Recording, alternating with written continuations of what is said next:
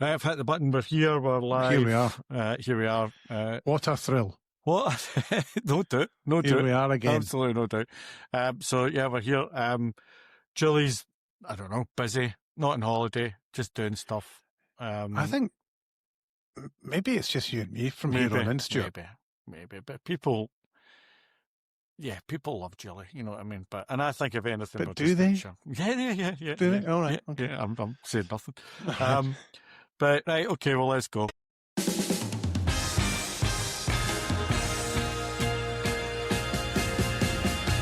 Welcome to the Good Brand Podcast. Good is a brand consultancy based in the United Kingdom where we do brand strategies for businesses that want to grow. And yeah, so today I'm joined with Chris Lumsden. Hello. My name's Stuart Steele. We've got another guest. Chris, tell us about our guest today. So Robert McKechnie is a long-standing client stroke pal. He's been, we've worked with him on and off probably for close to 20 years. But Robert's great. He's got a very, clear-eyed, clear-minded vision of brand and what it does for organizations. So, and he's been, he's sat in almost every chair, So, it's good. It's going to be a good discussion. It's a good chat. It gets very Scottish. This is probably our most Scottish podcast I think we've ever done. So it gets deep in the eyes and the aye. No half. Fantastic. I hadn't thought of that, but you're right, yeah. It does get a bit Scottish. All right, well, let's kick off and let's have Robert introduce himself. Well, guys, good to speak to you. Thanks very much for having me on. I'm Robert McKechnie. I'm the MD of Starrett Europe. A familiar face in the walls of good, and happy to support any of the concepts that you're talking about. I think I've earned the stripes over the years from being maybe an out and out sales guy that was given the reins of marketing, became a sales and marketing director, and then became an MD. And God help those that worked with me. But I think I've earned the brilliant. You certainly have, and Robert, we go back a long way, don't you? You were one of our first clients when Keith and I set up the agency. Way back when you were at Norbord. And I think that is what's interesting about you, because you have gone through the ranks all the way up to now very senior. Where brand, where your decision to evolve the brand spun up some fairly impressive commercial results, didn't it? It was a good project. Yeah, it was a great project. It was a project that not only delivered the financial numbers, but a cultural impact. It was two businesses coming together. We had to find a way, numerous ways, I guess, to bring them together and be one joint force. And the rebranding, the DNA, that was key in doing that. So yeah, it was a great result all round. There's a number of things we want to talk about, and I think we had a chat. We had lunch a while ago, but we for whatever reason we started talking about clients and agencies and that kind of thing. And you've been a client of ours for a long time, as I said. But you had this analogy which was fascinating that I wanted you to talk about. Firstly, which was, you had this metaphor about the client roles and agency and relationships roles, and you talked about this bridge torch analogy, which I thought, can you unpack that a wee bit? Because I think it's really interesting. Yeah, absolutely, guys. Most of what we want to achieve comes from the creatives, and for me, that's the torch.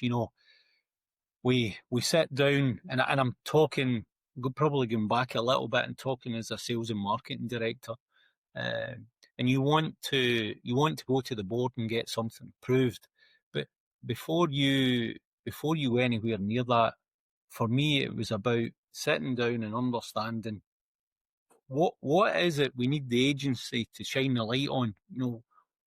If you treat the agency as the torch, the gold at the other side of the river,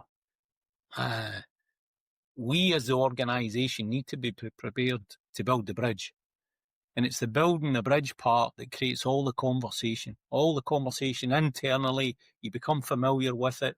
You connect the dots with all the relevant people, and you're going to the board to present something that says, hey, we're not asking for permission or money to go to an agency and show us the gold. What we are coming here to do is say, here's what we'd like the agency to shine the light on. And when we know what that is, this is the team, the group of people that's going to build the bridge and deliver the results, cultural change, various different impacts. It has to be, okay, we want the agency to shine a light on the gold. And So what you're saying is like the agency can shine a torch and say, like, in the future, that's what you could be like if this is your challenge. It could look like this. You could be this. Here's the future state. But what I like about what you're saying is that it's all contextualized in you laying the groundwork internally in order to make sure that you can get there. Right? Well, it's the biggest mistake we see in business. You know, everyone talks about, oh yeah, but the $5 million question, what did we get from that marketing spend? Yes. Well, let's try and set off on the foot of clarifying that before you even spend the money. Mm-hmm. Don't spend a penny and get your people on board. And for me, that's what changes it. How many times have you seen a new brand launch or a new DNA? You know, let's talk about Jaguar. I wonder how many Jaguar employees knew that was coming, and how many for the first time saw it on the TV or on BBC News. And for me, that's the wrong way. Have all the posters going out, but if nobody knows what that means inside, it's all just empty. It just doesn't make. You're not going to get any change if the sales team don't know about it or if anybody there. So I think that's a really it's a good point. And that leads on to the second point, really, which is I've written down as building the business case, and I think that's what you are always extremely good at, Robert. You know that. You know, before you even get to the thing about the pretty pictures, which is a thing, but it's you've done all the plumbing behind the scenes to show how it's going to fit into a wider sort of commercial picture, don't you? Can you talk a little bit about that? Because I think that's, again, what you do that extremely thoroughly, and with other client relationships, sometimes it's not quite, that groundwork hasn't been laid, and you pay the price for it eventually. You always pay the price at the end of it, and what you were talking about there, Stuart, and these, I call them poster campaigns. They're nothing more than a poster. And if that's what you want to get engaged in, that's great. But for me, it was always about doing the homework, doing the research, testing the team. You know, whether you happen to be working with an agency already, your own team, you got to challenge them to stretch them as far as they can go, and you get to the point where, okay, there's something missing from my marketing strategy. This is going to give me some customer engagement. It's not going to improve cultures. It's not going to change the numbers. So what else is it we're needing? And you got to challenge the teams and do your due diligence into what is it we're really looking for here. And coming back to core, some of the key things that came from our due diligence was actually bringing some customers into the room and having that discussion with us. You know, can you be bold enough, brave enough, humble enough to invite your customers in and say, hey, this is something we're struggling with. We would like to have a better approach in the marketplace. We would like to have a better perception. Any ideas on how we could do it? Bringing in, that's a pretty brave thing to do, isn't it? It's brave, and of course you try to pick like-minded customers, advocates, yeah. But they become a change agent. So when it does come out in the marketplace in something shiny, you then start to have the customer talking to their employees. You have the customer talking maybe at another convention, and they're talking to some of their own competitors, and then they're given alignment to actually the work that they've been involved in. And then, I mean, I think the the nemesis in all of these things is the relationship between marketing and sales. And well, let's hold that, because I want to come into that, and that's one that I know Stuart's keen on. But the thing about the business case as well, Robert, the thing that, the thing that always struck me about Core or wherever you've always been very clear about, commercially what you're trying to do, whether that's productivity gains or market share increase or whatever it is, and these are always set at quite a high level, and from that sense, you get a feeling that there's the complete business is behind this, because these are big metrics you're reaching for, right? Absolutely. Absolutely. And in most of the cases, you're either creating the vision, or the vision exists, and then you get into the mission, and how are you going to achieve that mission? So when those things are set out, and again, coming back to Core, the number one objective in Core was to become the number one utility business in the UK. It's a fairly bold, clean statement. Big statement. But once you've set that stall out of becoming number one, you start to go through all the parts of the business and say, what does number one look like, and what do we need to do? Are we miles away from it? Are we close on it? Where is the weaknesses? It's a really nice yardstick, isn't it? It's really simple, but powerful. I think you have to paint the picture. No, you're never going to go to the board where the boards have a number of pressures on them, a number of challenges on them, and say, hey, we would like to introduce this nice new shiny thing, when the shiny thing doesn't have a context to one of the top 3, top 4 goals. And so would you use that kind of language with the board to say, our stated ambition is to become the UK's number one. Here's the things I want to do in order to meet that goal, and here's the money I need to do that. Absolutely. I use some football analogy. You want to be in the Champions League, and your first venture into the Champions League, you never win a game. It's then easy to come back and go, we need to shore up our defence. We need to improve our strikers. We need to do something in the midfield. And if that's not marketing, I'm not sure what is, because as you're marketing your defence, your midfield, your striker, but if you need to shore it up, that's the kind of things you would present. Hey guys, let's not go and get beat again.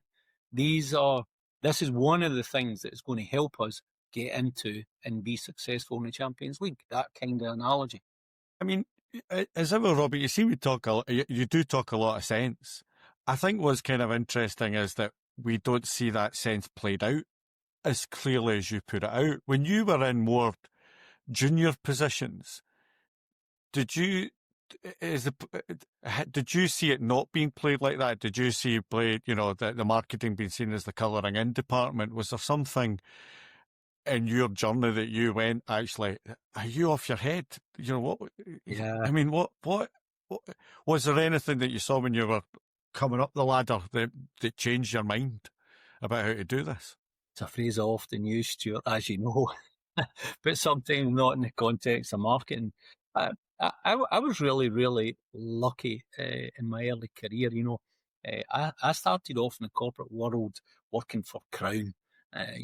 Crown paints on the Liverpool ball strips at the time. And accredited no less by Her Majesty the Queen. It had the emblem. And in an organisation like Crown, what a door opener.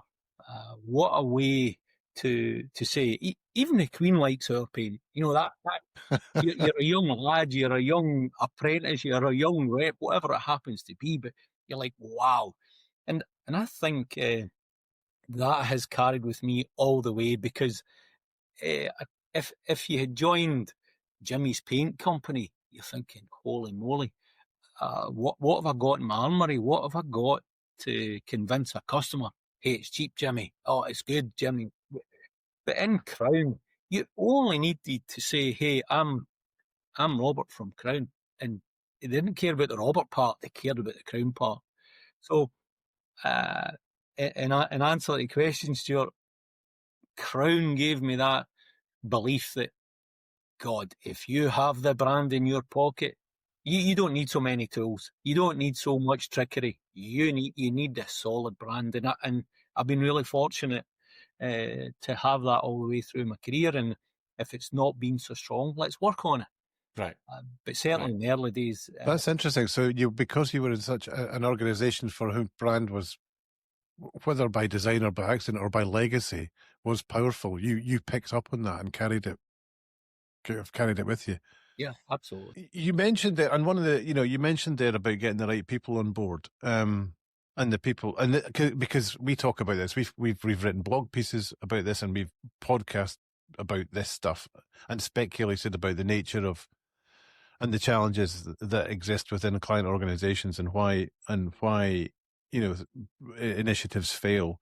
Can you talk a little bit about that? Because about getting people on board and the right people, because you've been in sales, and marketing, and you've now gone above that. But talk a little bit about what the challenges are there, and how you go around them, or who's up for it and who's not, kind of thing. The job of collaboration was always the key. Sales guys just don't believe you, and marketing people just don't think the salespeople can sell, and never the twain shall meet. And then you've got operations who will hear from sales teams one day and the marketing team one day, and before you know it, it's just a mess, and it becomes a poster campaign, these nice, shiny poster campaigns.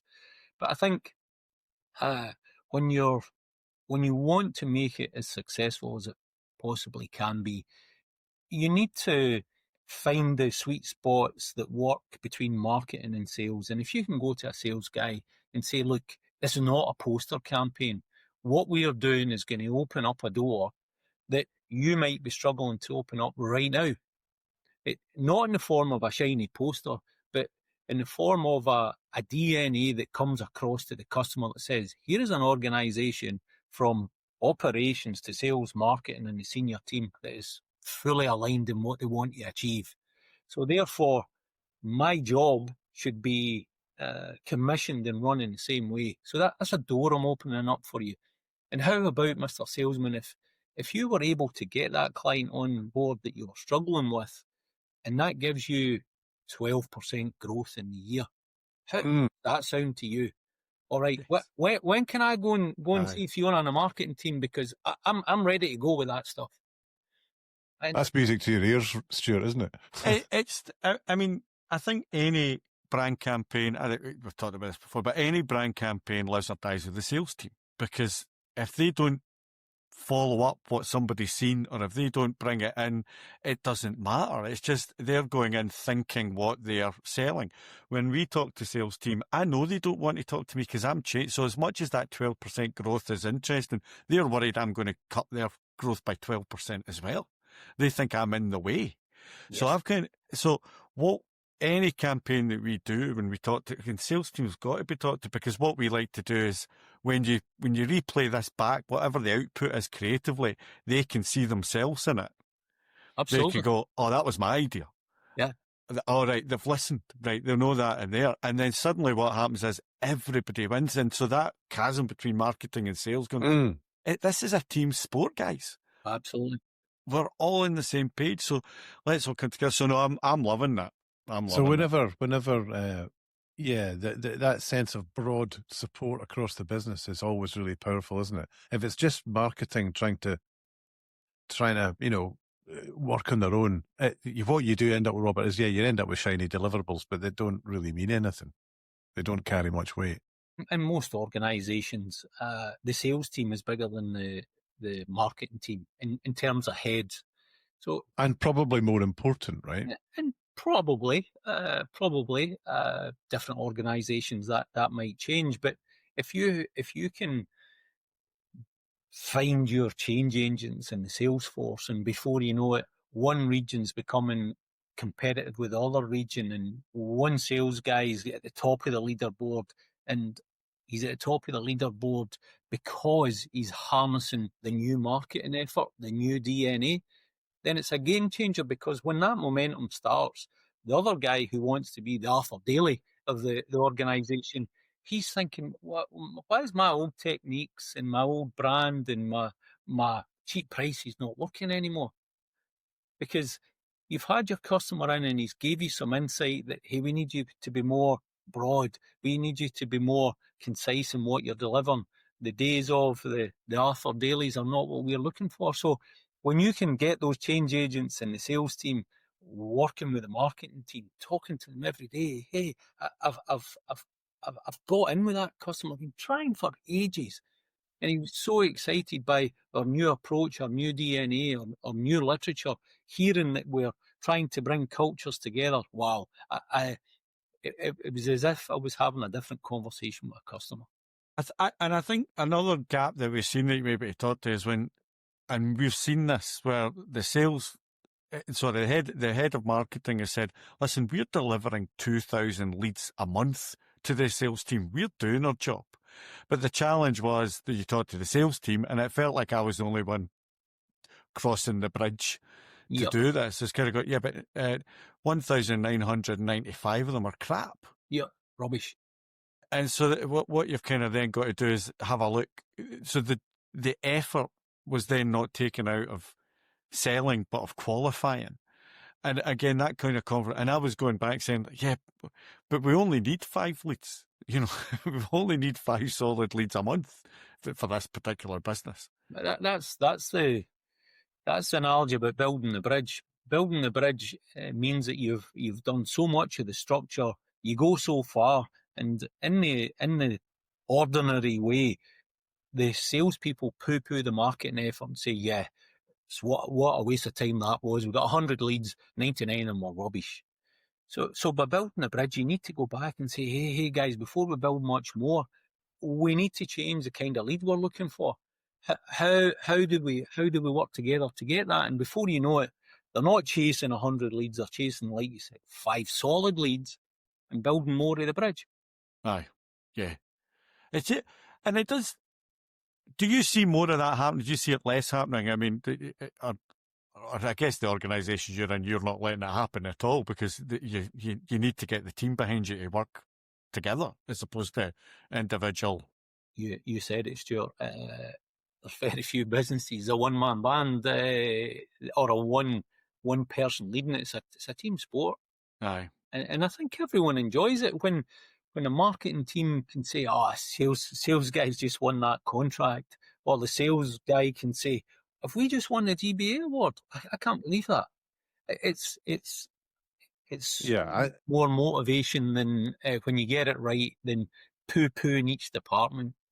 But it strikes me, we're having this conversation, and this is about leadership. This is about you leading an organization or leading, the whole entity and grooming every department within it to be part of it. That's when this really works.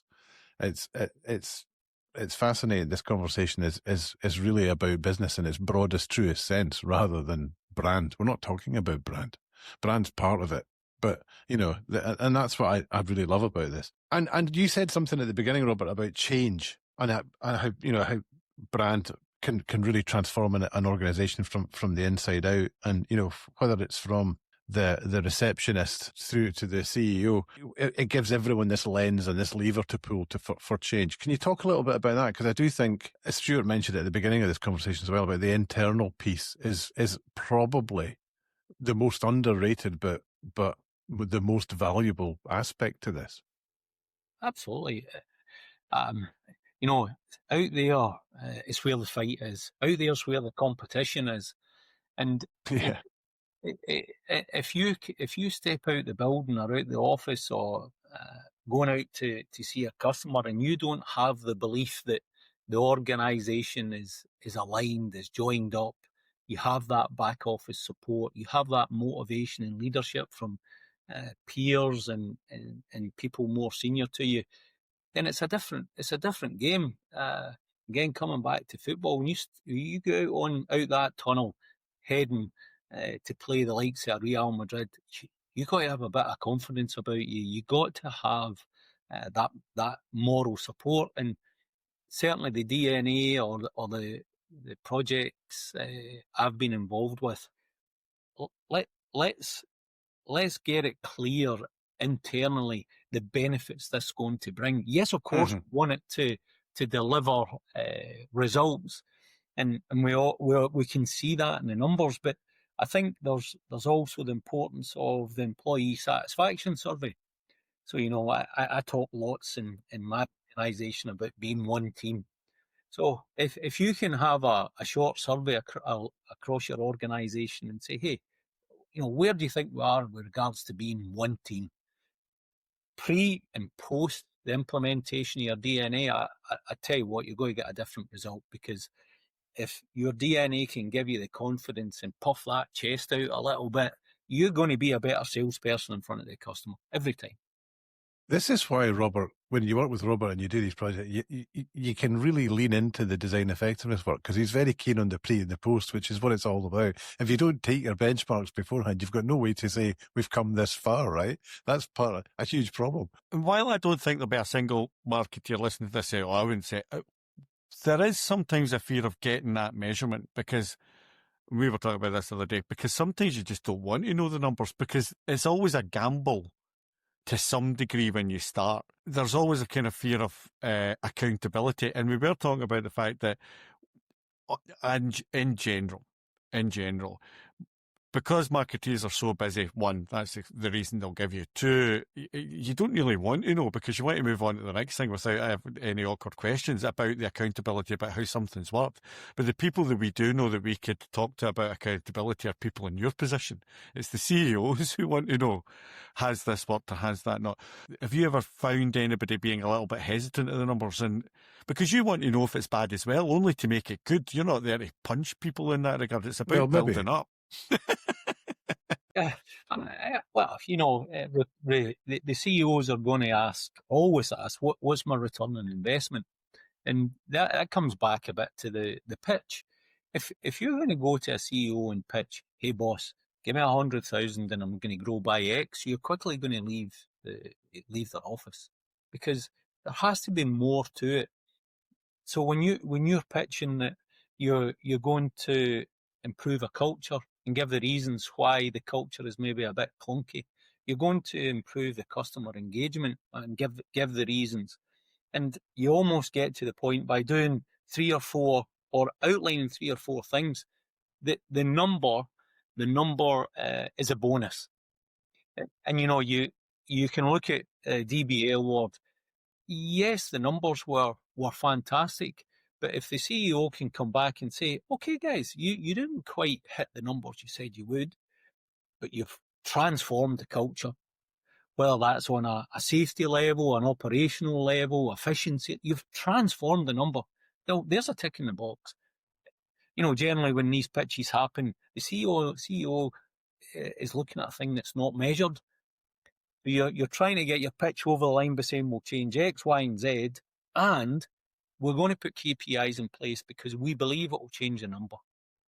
And I think that's where, when you're doing the pitch, it's not the sales and marketing guys doing the pitch. It's the people that's been involved in putting the pitch together. So I would have a sales guy there. I would have a customer there. I would have my marketing team there, so that the CEO can ask the question, and what do you think, Mr. Salesman? Well, you give me this in my armoury, I'm out there. I'm pushing it. Do you think it can get 12% growth? They might not say, yes, of course, boss will get 12, but it's on the way to it. Again, I think that's interesting, bringing that pitch as a team sport, and also getting it. Chris mentioned something earlier on about you talking to customers, bring customers as brave, but I also, while I know what the point where Chris was making, but it's also essential. What other option do you have to make this? Otherwise, it's just your own bias being played. You need to bring a customer voice in there, and to have a customer almost as part of the pitch to kind of go, listen, we recognise this as a friendly voice who wants you to succeed. I think that bringing a team sport to a pitch, I think, is a really interesting idea. No, and everyone knows if you can grab a statement, a testimonial from a customer, hey, we're launching a new corporate DNA, and you've got customer testaments in there. Wow, you've empowered it. Well, and equally, I've always said this. I think if you involve customers in that process of change or improvement with your own business or brand, you're bringing them in to become advocates, and it's doing your own marketing for you. Because what customer's going to say, Oh, I don't think they should be doing that. They're going to be impressed that you're spending money to improve your customer service, your brand, your whatever it is. Absolutely. And that carries a message in itself. So it's a no-brainer, really. Absolutely. What do you think it is, Robert, that's made you and allowed you to keep such a strong sort of commercial view, strategic perspective on brand, and knowing how and when to deploy it?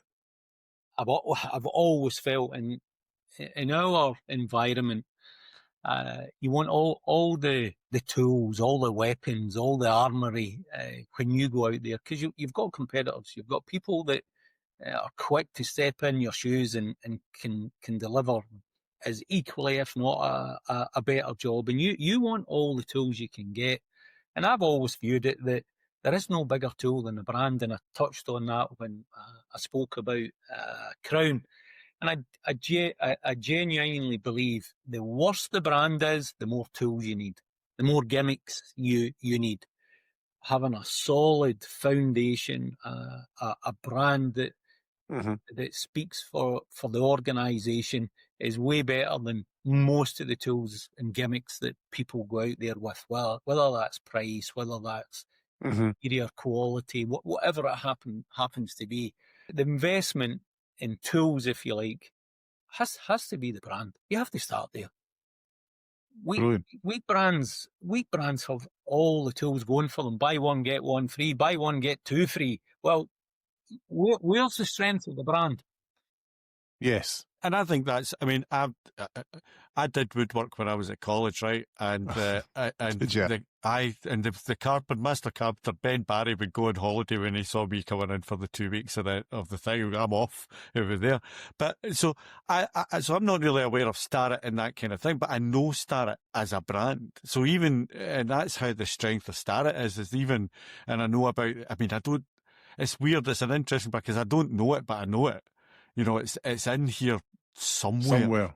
You know, and it's there, and that is a strong brand that you've got there. And so the challenge is, in some ways, with that brand is not, it's not creating a strong brand. It's almost protecting it. Is that the challenge, that, you know, making sure that it keeps that strength, protecting it and living up to it. Right. Brand is key when it comes to employing people.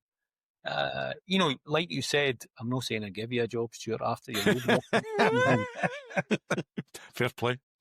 Like you said, you know the name Starrett. So when you go into the market, people will come with an expectation, and they sit in an interview and they go, that didn't feel like a strong brand to me. That didn't feel as though it's a family or there is alignment. So I think it reaches in all aspects, and I really do. I speak in my organisation about living up to the brand. We've done so much work with the brand, and less tools required. So live up to the brand. It's a nice phrase. Yeah, when you join Starrett, you got an expectation. You know, you're going to be working for the number one wholesale in the UK. What does that mean to you as an employee? And I think that's an interesting thing the other way around, is that if you're trying to think about your brand, because we've talked to people before and they just knew it wasn't right and everything else. And I think which is a wee bit nebulous, a wee bit kind of not fluffy, because they know that it's not right, so they do something about it. But that kind of thing is, can you live up to this brand? Is it easy to? Because it should always be an aspiring, driving thing. So I think it's really interesting to think of it as that, because if you can live up to your brand and you can do it pretty easily and it's not a push, I don't know how strong your brand is. It should be as you say, if the Queen likes this, but you've got to be as good as the Queen. And I think that's an interesting way to look at a wee benchmark for yourself with the brand that you have currently. Can you live up to it? And if it's an interesting challenge, actually, to build into the brand back to the team. Oh, that should be phase 2 of any brand work. You know, okay, we've implemented it. What about phase 2? How do we live up to this brand? Because I'm really interested in this, because basically there's a kind of thing where I think brands can say things, and they can say things because it sounds good. So, you know, you can say, we're an innovative brand. Yes, we're this, we're that. But the real question behind that is the proof. and the proof has to start by living it.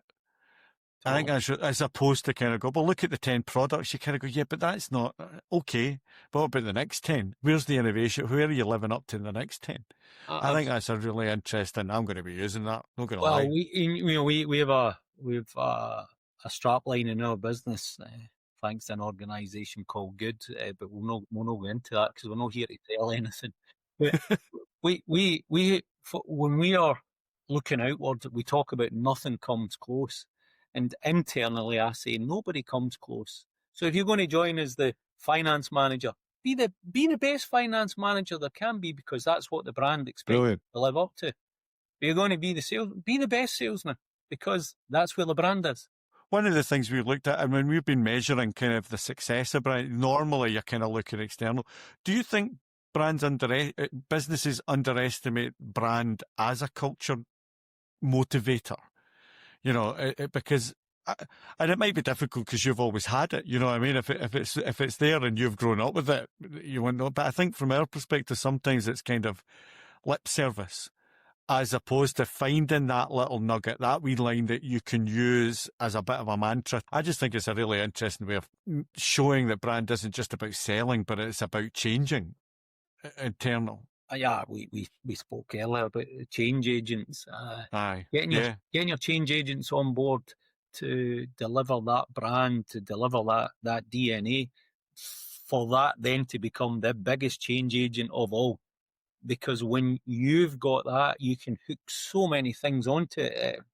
Your safety, your recruitment, your policies, because you know, you're bringing with it a tone of voice, you're bringing it with it an attitude, and I think where lots and lots of people have brushed over the idea of rebranding, implementing a new corporate DNA, is because they only see that narrow piece. They only see it as a sales number. But when you can add in all the hooks that it can bring, I think that's what changes the perception. What advice would you give to your 25-year-old self now that you're looking back and you know on all you've achieved? And also, it's maybe the same question but slightly differently worded. What advice would you give to mid-level marketeers who want to try and make a difference? How would you answer? Is it the same answer for both, or? I think they're different answers. The first one, I was very good at woodwork, Stuart. Just oh yeah, I might come around. The first one, you know, I think we've all heard of the saying, you know, you drive for show and you puck for dough. And agency and bridge building come into that for me. The agency is the show, building the bridge is the dough. And my 25-year-old self, I should have built more bridges, because show is great, but when you can build those solid foundations, those bridges, and in actual fact, you get there so much quicker with the collaboration, building the bridge, learning from some of the mistakes. But what other way are you going to get to the pot of gold on the other side of the river? What other way to get there? So my 25-year-old self, yeah, maybe you need to ease off a little bit on the show and go and build some bridges. Yeah, okay, that's a good one. Good, interesting. And then mid-level marketeers who are struggling, maybe, you know, in the organisation, they don't have the clarity or the leadership that you know, in their organisation. What can they do? Collaboration and collaboration out with your team. You know, you see so many great marketeers come along, and before you know it, they're gone because they feel as though they're not making an impact, they're not making a change, they're not integrated, and they only do work in the marketing team. And for me, it's that collaboration. You know, go and get some change agents, go and get some allies. You know, you're not going to succeed without the allies. If it's just a marketing idea, sales idea, or it's a boss's ideas, they will always be ideas. And for me, those teams should just look for collaboration. Customers. Brilliant. People. Good advice. This has been fascinating. Yeah, thanks, I've really enjoyed it, Robert. I think it's a real palate cleanser for us, and it's all about we love this stuff. And we've not talked about colours, typographies, imagery. We've not talked about any of those individual elements that we get so worked up about. So thank you so much. Font, Chris. Font is always Fonts. it's always Fonts, the Robert. emotive Thank one. you. It's font. Sorry. They're all the same. Once you've seen one, you've seen them all. If you end up in the boardroom looking to get money for your new DNA and you've had to discuss font, you've not got your pitch right. Brilliant. Another good bit of advice. You're so right. Great. Thank you very much. Pleasure, guys. Robert. Thank you. No, enjoyed it. So that's And then, yep. So that was Mr. Robert McKechnie, no nonsense brand advocate. you get, it's what it says on the tin, right? What I really like is I like the fact that he understands why he uses agencies. He understands the torch and bridge. The torch I like and the that. bridge. But it was still a strong metaphor, I think. Yeah, I think that kind of thing, like, there's a problem over there and we shine the light on it and then they build the bridge. Yeah. I think how do you use an agency? I think that's a Yeah, it's a and good that's it. point. Yep. Yeah. I like the stuff about bringing everyone. Robert is a guy who flies a flag and you get in line, or you're not on the team, and I think that's great. That's how it works, right? It's good. Yes, and they're bringing the customers in like that as well. Nobody can ever accuse Robert of you know what he's thinking. There's no what do you think Robert thinks? You will not leave a room going, what's Robert? Do you think Robert's all right with that? I'm not sure what Robert thinks. I don't think so. He sat in the fence for no, that's not Mr. McKechnie. No, but I think that's it, because that's the thing you're always looking for, clarity. You're always looking for 100%. There, so it's good. No, so that was Mr. Robert Interested to see what people think. Yeah, it was a great one. Really, really clear. Really, and because I think the thing that's impressive, and I maybe repeating myself, but because he does so much consideration and thinking beforehand, before engaging an agency, and that once you're in, the path is almost predetermined, which I think is extremely makes it extremely easy for us. But it shows the work is done on the client side. Yeah, a lot of the work is done on the client side, and that's how you end up if it's what you're into, winning the awards, because that you understand what the beginning is, and then you know what the end is at. And I think it's it's for a while since that DBA core submission. It was a while ago. It was one of the first. Yeah, and won gold, but he's obviously very proud of it because it just backs up his approach. So yeah, well, and he's right to be proud of it. I've dug them all out and put some of the stuff on our website, but they are impressive things. You review them, no matter whether they're 10 years old or not. They're pretty impressive documents. So it was good. I loved it. Yep, great. All righty. Smashing. It's a high bar. Thanks. Robert set a high bar. High bar. Indeed. Right, smashing. Thanks. See you Chris. next time. Bye. Bye.